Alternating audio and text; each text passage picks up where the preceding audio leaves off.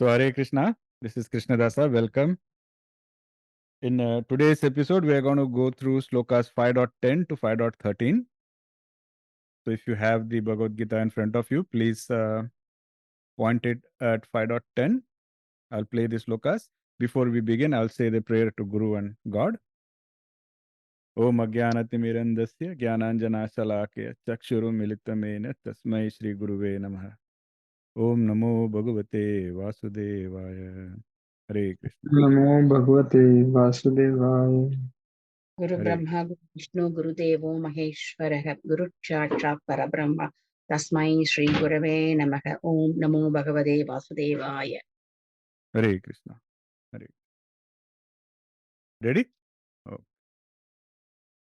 ब्रह्मण्याधाय कर्माणि सङ्गं त्यक्त्वा करोति यः लिप्यतेन स पापेन पद्मपत्रमिवाम्भसा कायेन मनसा बुद्ध्या केवलैरिन्द्रियैरपि योगिनः कर्म कुर्वन्ति सङ्गं त्यक्त्वात्मशुद्धये युक्तः कर्मफलं त्यक्त्वा शान्तिमाप्नोति नैष्ठिकीम् अयुक्तः कामकारेण फले सक्तो निबध्यते सर्वकर्माणि मनसा सन्न्यस्यास्ते सुखं वशी नवद्वारे पुरे देहि नैव कुर्वन्न कारयन्। Hare Krishna. So, I think today Chitra ji has graciously volunteered to read. Thank you, Chitra ji. Hare Krishna. So, 5.10. One who performs his duty without attachment, surrendering the results unto the Supreme God, is not affected by sinful action, as the lotus leaf is untouched by water. 5.11. The yogis abandoning attachment act with body, mind, intelligence, and even with the senses only for the purpose of purification. 5.12. The steadily devoted soul attains unadulterated peace because he offers the result of all activities to me, whereas a person who is not in union with the divine, who is greedy for the fruits of his labor, becomes entangled. And 5.13. When the embodied living being controls his nature and mentally renounces all actions, he resides happily in the city of 9 gates, the material body, neither working nor causing work to be done. Hare Krishna. Hare Krishna. Thank you so much. So, in 5.10, Shri Krishna says that one who performs their duty by dedicating their actions to the divine, abandoning attachment, they remain unaffected by sin. And he gives the analogy. He says, just as a lotus leaf remains untouched by water. Very beautiful analogy here. So in this shloka, Shri Krishna is speaking about a few key terms. Let's see what those terms are. First, he says, dedicating actions to the divine. brahmaṇyādhāya karmāni. This means the divine or Brahman. So in the current context, Krishna is emphasizing the importance of performing actions as offering to the Supreme. You see this theme repeating again and again in the Bhagavad Gita, where Krishna talks about not having a sense of doership, ownership, perform it as a sacrifice. And he says the same thing in different perspectives so that the message gets totally ingrained into our brains and mind. Because why? Krishna said already that if you are performing actions just because that is the right thing to do, and you are not doing it just to enjoy the fruits, then those actions become divine actions. And when they are divine, sacred actions, you are not going to suffer the karmic consequences. Okay, so there is a shift in the mindset. If you are in a material mode, the mindset is, I am doing this. I am the doer. I am teaching. I am acting. I am helping. I. It's always there. But when you shift the mindset becomes whatever I'm doing, it is being done by me, but it is as per the divine will. So I'm doing because this is the divine will, and I'm just an instrument. So when you get into that mindset, then it becomes easy to perform actions the way Krishna is asking us to perform. And then Krishna says, saṅgaṁ tyaktvā, that is abandoning attachment. What is the attachment here when you are performing actions? The attachment is attachment to the outcome. Okay, I mean, you should always focus on doing the right thing, doing a good actions, but don't be focused on the outcomes. That attachment we should not have. Krishna said the same thing in the famous shloka, karmāni ma phaleshu kadachana. So, no attachment to the fruits. So, because disappointments and sadness, all of this happens only when the outcome is not as per your expectations. Nobody gets disappointment just because they did something. The disappointment is always because the outcome was not as per their expectations. When people, for example, a teacher is teaching, the act of teaching never makes them feel disappointed or sad. But they're expecting something. They are thinking maybe, my class comes first in the whole state, or, my student becomes the most acclaimed or whatever. And those outcomes, if they don't match our expectation, then the teacher will get disappointed. So like that, no matter what the action is, Krishna is saying, the attachment is what is going to cause all sorts of disappointments and sadness and all of that. So don't get into that for that at least to make sure that you never feel disappointed, don't get attached. And then the bigger result of that is you are saved from any kind of karmic impact of what you are doing. Okay, and when you practice this, what happens as a side effect? As a side effect, you reach the state of samatvam, because this is pretty much what samatvam is. So samatvam means doesn't matter if the outcome is this way or that way. Because anyways, you are not attached to it, you are not going to feel disappointed or elated or no extreme emotions, because you are not attached to the outcome. So that makes you practice samatvam, and eventually when you practice samatvam like this continuously, that is what makes you a sthita prajna. And sthita prajna is what is the requirement for liberation. And Krishna says, lipyate na sapapena, means you will remain unaffected by sin when you perform actions in this way. Very, very great assurance that he gives us. And then the analogy, he says, Padma Patra Nivam Basa. Padma Patra is lotus leaf. You know how a lotus leaf is. I mean, in today's world, it's so hard to see a lotus leaf. So, but at least my generation and older generation may have seen it. If you have seen, a lotus leaf always grows in a pond. It is always in water. Many times it is dirty water. It doesn't matter, but it is in water. But water never sticks to the leaf, although it grows in water. It's a very great quality. And that is why that lotus leaf analogy is used all over in Vedanta. So,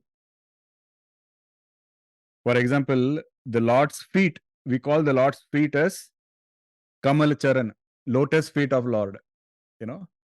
That is because of this quality that lotus has some kind of divinity attached to it. Divinity that it can be in the world and yet not be affected by the world, and that is the quality of divinity. And very, very beautiful quality. And the same thing Krishna says, you can be in the world, perform your job, be in the material world, perform your material duties. But that doesn't mean you have to be impacted by those material, world. You can do that, Krishna says. And that is the quality of a lotus leaf. So he says, focus on how the lotus leaf can do it. And just like that, you can also do that. So it is said that, you can try it. You can even take a lotus leaf and pour water on it. It will still not stick to it. It's a very, very great quality. And so in rural India, villagers, they would make a lot of containers using the lotus leaf, which can hold water, it can hold a lot of food items and all of that. It is nature's waterproof material. See, this concept is very important, because I'll ask you another very practical question. Let us say a boat or a ship is sailing in the ocean, and let us say that there is a kind of a storm and the waves are very turbulent. Okay. What do you think is the one thing that has to happen for the ship to sink? Water should get inside the ship. Exactly. No matter how much the storm is, no matter how big the waves are, no matter what the disturbance is, the ship is going to sink only when it lets water enter. That is the analogy that is being used here to say that no matter what kind of corruption exists around you, no matter what kind of negativity surrounds you, you may be surrounded by material people, you may be surrounded by material, disturbances, or all the flaws of the material world may be there, but the problem is only if you let it get inside you, if you let it enter you. And that is the message of Krishna.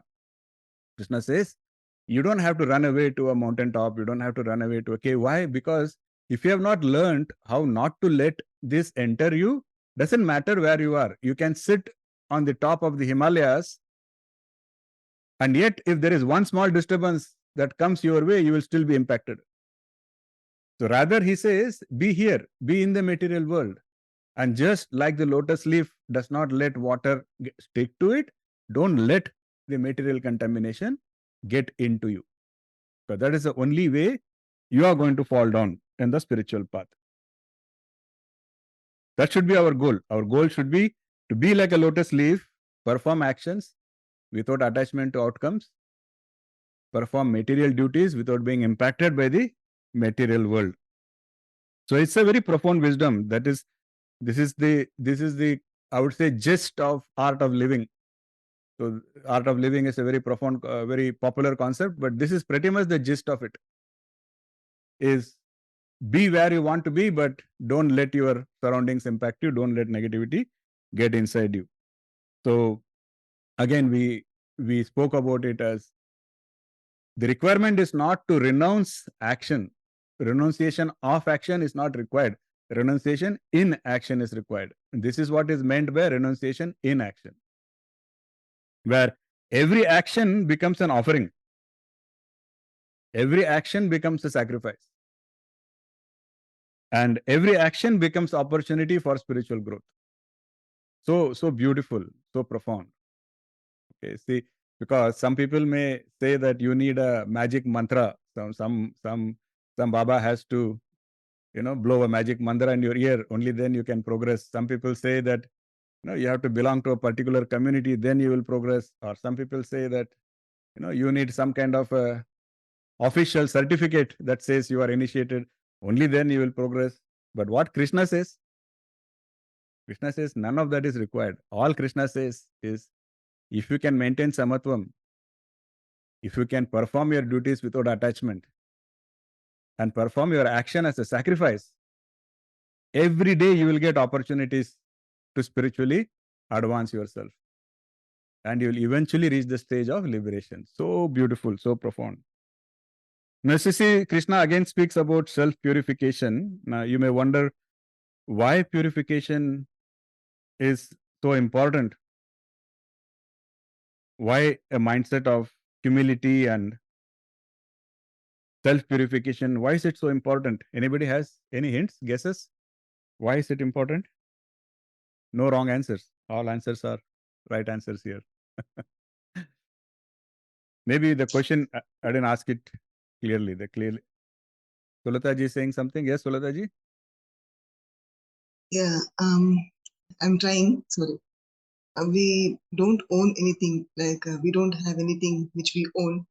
The only thing which we can give to God is a pure heart and loving heart.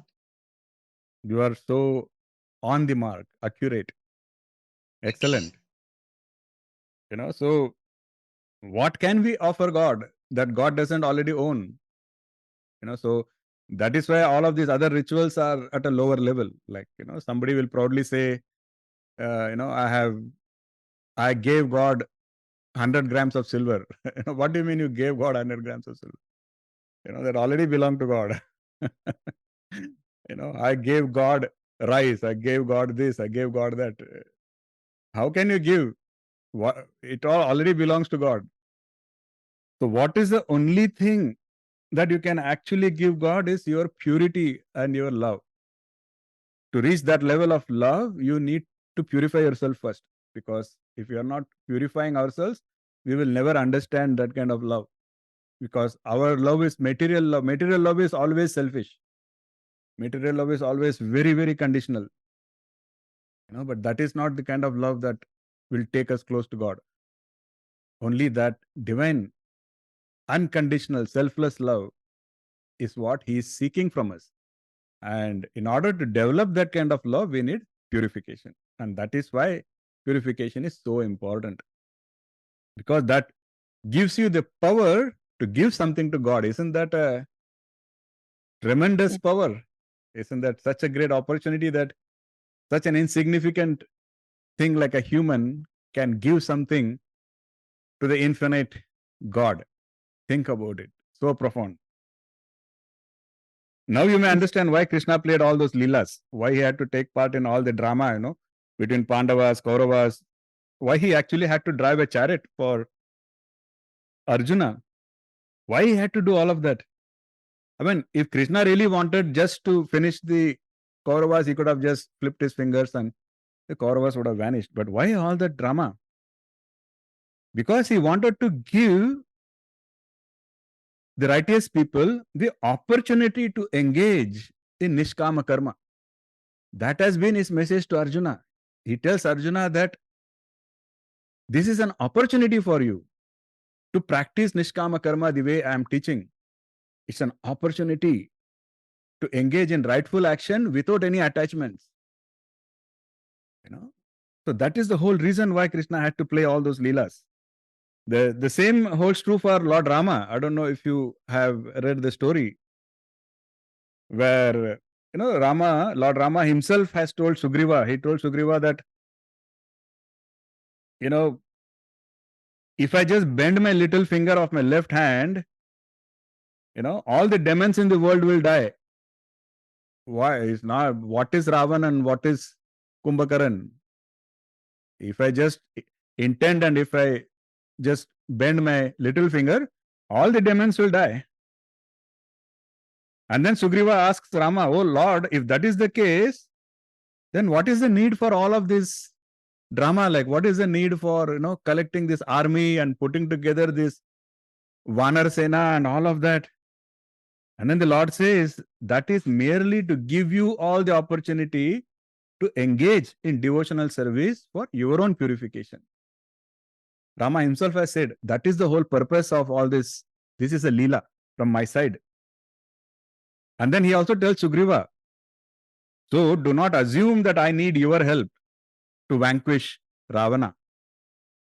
In other words, don't get into that pride or ego. I don't really need you to win over Ravana. I am using you and giving you an opportunity to use this as a way to purify yourself and elevate yourself. And we discussed in chapter 2 that the only asset we carry forward to the next life is our spiritual progress. Remember that? Our spiritual progress always comes with us. That is the only thing we carry forward.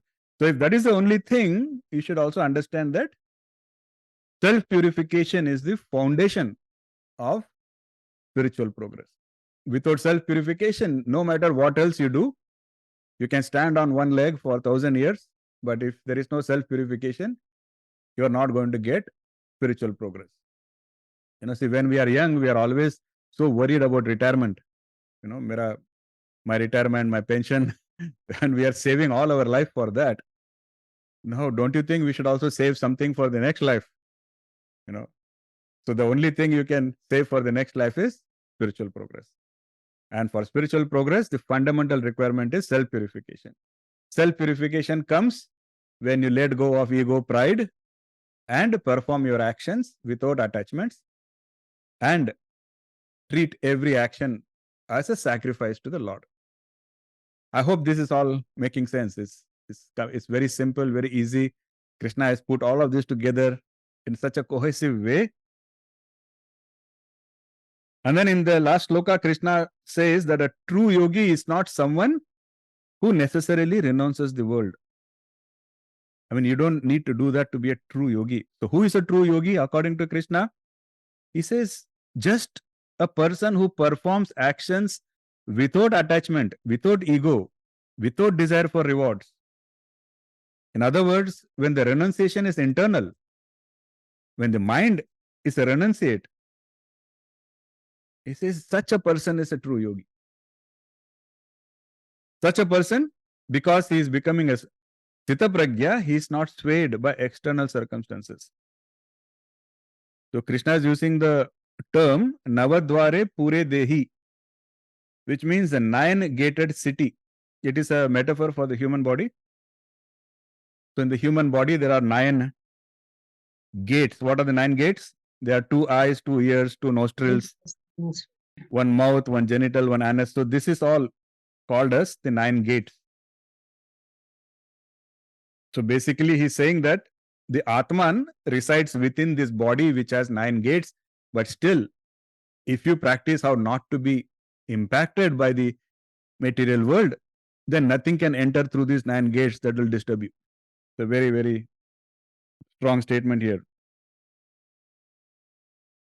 And he also says that the Atman itself never performs actions. It is more like an observer.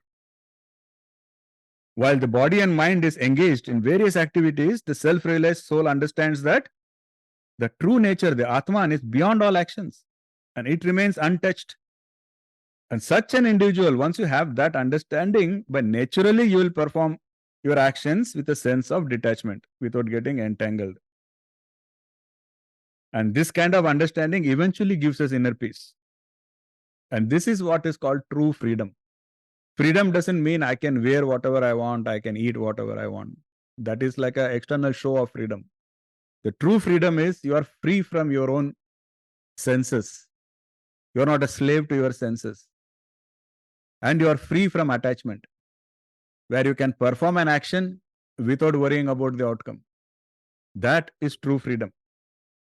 And Krishna says you should all aim to achieve that kind of freedom. Okay. So Krishna has said that we should not have a sense of ownership or doership. Then the question will come like, okay, then is God the actual cause of everything that happens in the world? I mean, that's a natural question that may come from our friend Arjuna. And I think we will see that answered in the next verse.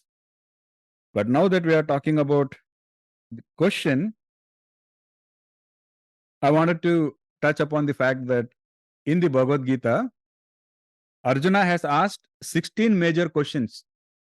There are a lot of questions he has asked, but 16 of those questions are categorized as major questions. Would you like to go through some of the questions? Okay. So the first major question asked was in chapter 2, 7th, Shloka 7. It's a very famous shloka again, karmāni svabhavaha. You remember, the shloka starts from there. So Arjuna says, I am confused about my duty and I am besieged with anxiety, faint-heartedness. I am your disciple, Krishna. I am surrendering to you. Please advise me what is certainly best for me. So that is the first major question Arjuna is asking, which is the result of the remaining rest of Bhagavad Gita to be spoken by Lord Shri Krishna. So that is 2.7, the very first question. Then the second question is same chapter, 2.54. Arjuna uvacha, Sthita pragyasya kha bhasha samadhistasya Keshava Sitadihi kim prabhasheta kim ashitya vrajeta kim. O Keshava, what is the state of mind of one who is situated in divine consciousness? You speak about Sita Pragya. How does a Sita Pragya speak? How does they sit? How do they walk? So he wants to know how to identify. In other words, Arjuna is asking this question for himself. Like Arjuna somewhere feels that maybe I am also Sita Pragya, but how can I be sure? So he's asking Krishna, how does a Sita Pragya walk? He talk, and then he wants to tell Krishna, well, I also walk like that. I also talk like that, so it's a good try from Arjuna. That was the second major question, where Krishna then goes on to speak about the whole science of Samatvam and Sita Pragya. Then question 3 is in chapter 3, Shloka 1, where Arjuna says, Jayasi chet karmanaste matha buddhir janardana tat kim karmani gore mam niyojayasi Keshava. Oh Janardana, if you consider knowledge as superior to action, then why do you ask me to wage this terrible war? Do you remember? That is where he thought that Krishna was contradicting himself. So he said, you are saying knowledge is superior and all of that, then why should I wage this war? That was the third question. The fourth question, Atakena prayukto yam papam charati purushaha anichan api varshaneya balad iva niyojitaha. Why is a person impelled to commit sinful acts? See, there are two words. You should know the difference. One word is compelled and one word is impelled. Okay, so compelled basically means external force. Somebody is compelling you from outside, some pressure. Impelled means internal force. This is where you say, I'm not able to control my mind, or I'm not able to control my... That is impelled. It is coming from within you, that force. So Arjuna is asking, why is a person impelled to commit sinful acts? Because nobody is forcing you to commit sinful acts from outside, but from inside you feel some kind of a compulsion that you need to perform sin. Why? And then the fifth question comes in the fourth chapter, 4.4. So the previous one was 3.36, question 4. Yeah, 3.36, okay. Yes. And question 5 is 4.4. So Arjuna says, Aparam bhavato janma param janma vivastah katam etad vijaniyam tvam adau proktavaniti. So here he is confused. So he is saying, Krishna, you were born recently, but the sun god was born so much before you. How am I to understand that you gave the knowledge to sun god? Like, because Krishna tells Arjuna, right? He says, this is not a gyan that I created for you. This is like eternal knowledge. Krishna says, I gave it to sun god, I gave it to Vivaswan, and all of that. And Arjuna is confused. Arjuna is, you were born recently, but these people are born so much ago. So help me understand. And that is when Krishna explains his divinity. So that was question 5, major question. And then question 6 was in this chapter, 5th chapter, 5.1, where Arjuna says, Sanyasam karmanam Krishna punar yogam cha shansasi echreya etayor ekam tanme bruhisu nishchitam. So that is 5.1. He says, oh Krishna, you are praising both karma sannyasa, which is path of renunciation, and also the path of yoga, which is the path of performing action. So you are saying renunciation also, you are saying karma yoga also. So can you please decisively tell me which one of these two is more beneficial? And that is where Krishna goes on to explain that I am talking about renunciation in action. I am talking about internal renunciation. I am not talking about external show of renunciation. That was question 6. So those were the questions asked up till chapter 5. Would you be interested in getting an idea of the other questions? That will happen later though. But I can just give you a glimpse of what are all the questions which are going to come from now onwards. So question 7 will be in chapter 6, 6.33, where Arjuna will say, Yoyam yogas tvaya proktah samyena madhusudana etasyaham na pashyami anchalatvat stitim stiram. So Arjuna goes on to ask this question. He says, the system of yoga that you have described, O Madhusudana, it appears very difficult. I don't think it is possible for me due to the restlessness of my mind. The mind is so restless, so turbulent, strong. O Krishna, it appears to me that it is more difficult than controlling the wind. What should I do about this? So there Krishna is going to go and talk about a lot of that science of mind control. And then question 8 is 6.37 and 38. Ayati shraddhayo peto yoga chalita manasah aprapya yoga sansiddhim kan gatim Krishna gacchati.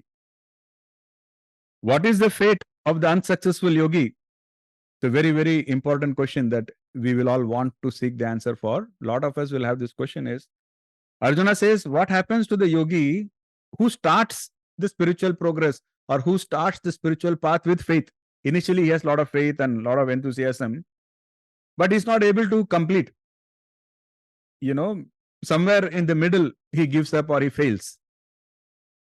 He says, in my opinion, he says, Krishna, does such a person, what happens because they are failing in spiritual path also and they have not focused on the material path, so they are failing there also. So what is going to happen with such a person? Are they just lost? I mean, is there no hope for them? Very important question. Because a lot of us have this question. We all think that if we are focusing on the spiritual path, that means we are losing something on the material side. A lot of people have asked me this question. They have said, should I be focusing on getting a promotion or should I be focusing on, elevating myself, purifying myself? Like, what is more important, And so this question is very practical. Krishna will give a beautiful answer there. Question 9 is chapter 8, Shloka 1. So, Kim tad brahma, kim adhyatmam, kim karma purushottamah. Is it 37 and 38 is one question? 6.37 37 and 38, yes. 37, 38 is question 8. Yes. That is together. Sorry. And question 9 is 8.1 and 8.2. So 8.1, 8.2 is question 9. There Arjuna is asking, oh Lord, what is Brahman? What is Adhyatma? What is Karma? What is said to be Adibhuta? Who is said to be Adideva? Who is Adi Yagya? And why is he Adi Yagya? In other words, the fact that he is asking this question gives us the hint that Krishna has explained all of this just before that. Okay, so all of these things we are going to cover. A lot of interesting things coming now in the Bhagavad Gita. Okay. Then question 10 is chapter 10, Shloka 16 and 17. That is the 10th major question. So there Arjuna is saying, oh Krishna, please describe to me your divine opulences by which you pervade all the worlds and reside in them. O Supreme Master of Yoga, how may I know you and think of you? And while meditating, in what forms can I think of you, O Supreme Personality of God? So as I explained earlier, chapter 7 to 12, we are going to talk a lot, Krishna is going to talk a lot about Bhakti Yoga. That's kind of the pearl, the gem hidden right in the middle of the Bhagavad Gita. So here Arjuna is asking all these questions like, how can I know you? How can I think of you? How can I meditate upon you? What kind of forms? So very, very important questions, and Krishna is going to answer all of that. And then question 11 is chapter 11, 11.31. That is the 11th major question. Akyani mekho bhavan ugra rupo namostute deva vara parisida vigyatum ichchami bhavantam adyam nahi prajanami tava pravritim. O Krishna, tell me who you are, so fierce of form, O God of gods. I bow before you. Please have mercy on me. You who have existed before all creation, I wish to know who you really are, for I do not comprehend your nature and workings. So through this question, Arjuna is conveying his perception of Krishna now, because now gradually he's also progressed throughout the Bhagavad Gita. Now he's beginning to get a glimpse of the real Krishna, and he's bewildered. He's like, oh Krishna, what are you really? I used to think you are just a friend, but who are you really? Then question 12 is chapter 12.1. Evam satayukta ye bhaktas paryupasate ye chapi aksharam avyaktam tesham ke yoga vittamaha. Arjuna says, Krishna, between those who are steadfastly devoted to your personal form and those who worship the formless Brahman, whom do you consider to be more perfect in yoga? Very, very profound question, deep question, because especially in Hindu, I won't call it a religion, but our Sanatana Dharma, let us say, this debate has divided us for ages. One school of thought says that God is formless. One school of thought says God has a form. So the people who say God has a form, they are called, we call them as Bhaktivadis. That is what the Gaudiya Vaishnavas and all of them are. And the people who think God does not have a form, the Bhaktivadis call them as Mayavadis. So there has always been this tussle between Mayavadis and Bhaktivadis, where they go back and forth and debate and think that their idea is better. And this question, that is why, is very important, because here is where Krishna is going to explain how he is both with a form and without a form. And it's a very beautiful concept. I'm really waiting to get to chapter 12, where I can also explain how science is beginning to discover, the tip of the iceberg of how, that's all quantum physics is all about that. So that was question 12. And then question 13 is in chapter 13, 13.1. Prakritim purusham chaiva kshetram kshetranyam evacha etadveditum ichchami jnanam neyam cha Keshava. Oh Keshava, I wish to understand what is Prakriti and Purusha, what is Kshetra and Kshetragya. I also want to know what is true knowledge, what is the goal of this knowledge. Very, very technical, very beautiful concepts. We will read all of that in chapter 13. Then the 14th question comes in chapter 14, verse 21. So 14.21, Arjuna says, Kair lingay strin gunan etan atito bhavati prabho kim acharah katam chaitan strin gunan ativartate. What are the characteristics of those who have gone beyond these three gunas, O Lord?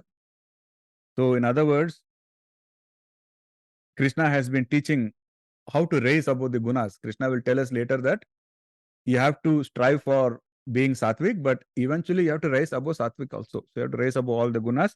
So Arjuna is going to ask, how do I identify someone who has gone beyond these three gunas? Then question 15 comes in chapter 17, 17.1. E shastra vidim utsrijya yajante shraddhayanti vataha tesham nishtatu ka Krishna sattvam aho rajastamaha. O Krishna, where do they stand who disregard the injunctions of the scriptures but still worship with faith? Is there faith in the mode of goodness, passion, or ignorance? In other words, Krishna has been telling, like some of you who were part of the previous Bhagavad Gita sessions, you remember this term Moha Kalilam, where Krishna said that if you are trying to get engaged in all these ritualistic aspects, then you are going to get into a Moha Kalilam. And so in continuation of that, Arjuna says, okay, but what about people who totally disregard the scriptures? What is it right, or is it okay, and what kind of faith do they have? And so it's a very, very involved discussion there. And the last major question 16, comes in chapter 18. That is the start of chapter 18, 18.1. Arjuna asks, Sanyasaya mahabaho tatvam ichchami veditum tyagasya cha rishikesha pritakeshi nishudana. O mighty armed Krishna, I wish to understand the nature of sannyas, renunciation of actions, versus that of tyag, which is renunciation of desire for the fruits of action. See, where it's a very, very beautiful differentiation. When you are renouncing actions, when you are renouncing everything, it is called sannyasa. You are a sannyasi. But if you are just renouncing the desire for the fruits of actions, while continuing to perform your duties, then you are called as a tyagi. That is the difference between tyag and sannyas. So Krishna will explain all of this very beautifully later on. So he says, "O Rishikesha, I also wish to know the difference between these two. Explain me more the difference between tyaga and sannyasa." So that is the 16th major question. So again, some scholars and some swamis will say there are 18 questions. Some people will say there are 12 major questions. So I have gone through a lot of this literature, and I've heard, I've attended lectures of a lot of these saints and sages. And so according to me, these 16 seem to be the major questions. And if we can understand the answers to these 16 questions, I think that itself will make sure that we have understood the message of Bhagavad Gita. That is why I am covering these 16 questions specifically. Okay, so I hope that's going to be helpful for all of you. So with that, I can stop talking. Can you tell Great. me the 10th question, please? 10th question in chapter 10. What's the number? I forgot. 10th question is 10.16 and 17. 10.16 and 17. Okay. Yes. Even he's asking in 12 and 13. I got confused. Yeah. So, profound 16 and questions. Each of these are major questions because they don't have a one-line answer. If you want to completely answer these questions, you have to understand a particular concept. And if you understand all the concepts required to answer the 16 questions, then you can say that you have really understood the essence of Bhagavad Gita. Okay, so thank you once again. Hare Krishna. Really grateful for your continued association. Looking forward to seeing you all in the next session again. So take care. See you all. Hare Krishna. Hare Krishna. Hare Krishna. Hare Krishna. Hare Krishna. Hare Krishna. Hare Krishna, Guruji. Hare Krishna. Hare Krishna. Hare Krishna. Hare Krishna. Hare Krishna. Hare